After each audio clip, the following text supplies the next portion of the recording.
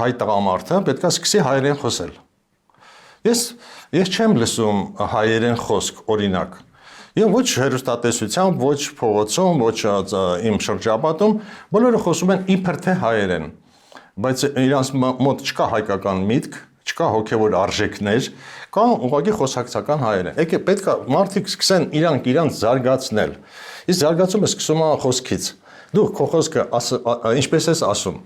հայերեն է, թե կիսա ռուսերեն, կիսա թուրքերեն, կիսա վրացերեն, ինչ որ sense խառնուրդ են սարքել,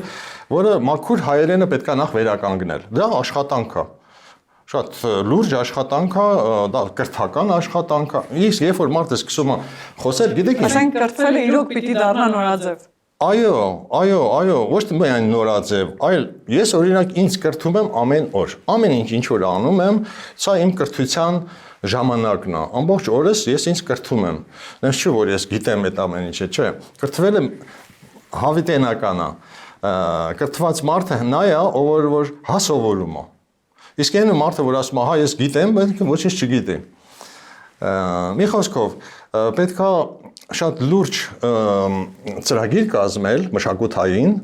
վերականգնողական։ Մենք հայ ժողովուրդը պետք է ինքն իրան վերականգնի։